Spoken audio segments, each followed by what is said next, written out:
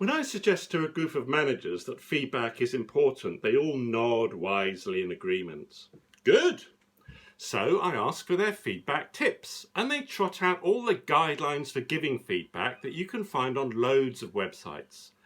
These include choose a good time and place, describe the observed behaviour and its impact on you, check the feedback has been received and can be acted upon, and follow up a week later. Then someone remembers positive feedback, which is giving feedback on something you like and appreciate, as opposed to negative, or as it's often called, constructive feedback, which is on something you'd like to see changed. That leads to debate on how much positive feedback you should give for each piece of constructive feedback. 3 positives for each constructive, or 6, or 10? Then someone suggests the neggy sandwich of positive point, constructive point, positive point. As if the only time you'd give positive feedback is when you have some constructive feedback to give and you want to sweeten the pill. Hey, today, why not give feedback in the ratio of several positive points to 0 constructive points? Well, these guidelines for giving feedback are all great. But if feedback's so important for everyone, why does everyone only offer feedback guidelines on giving the stuff? Surely an equal priority should be guidelines for getting the feedback you need. Your manager's supposed to give you feedback, but most managers don't like giving it and some never do. If you just ask, "Got any feedback for me?" that's too broad and blunt. So use the feedback seeking question, which is, if there was one thing I could be doing better or differently in a way which would help, what would that one thing be?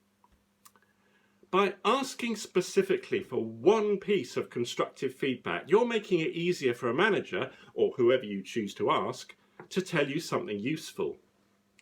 Choose a good moment and ask the question of someone you trust. Encourage others to ask the feedback-seeking question of those they deal with. You can ask your team members the question, but remember they'll be wary at first until you've demonstrated that you really mean it and value and act on their replies. Because people will stop giving you feedback pretty fast if you reject it. There are all sorts of feedback rejection techniques. Recognize any of these? First is, give me an example. What do you mean I can be abrupt sometimes? Give me a specific example. What? Oh, but that day my cat was ill. I was upset. You can't count that. Give me another example. Second is shocked outrage. What? No one's told me that before. Yeah, well, they're telling you now. People being wary of giving you feedback is the strongest piece of feedback you'll get. Third is, what about Jim? You say I need to improve, but Jim's far worse. Yes, but we're not discussing Jim now. There's more. If you tell someone he's been causing upset, a common reaction is, if she's got a problem with me, she should come and tell me herself to my face. That's what I'd do. No, I bet he wouldn't. Finally, there's, yes, other people have given me that feedback before.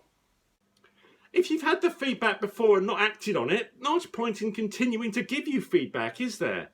Don't ask for feedback unless you're prepared to listen and act on it. When you ask someone the feedback-seeking question, hear them out. Don't react immediately. Thank them and take time to reflect on what you've heard. You can also ask for what you're doing well to get the positive feedback. So that's feedback. Give positive feedback even when you have 0 constructive points. Use the feedback-seeking question and don't use feedback rejection techniques.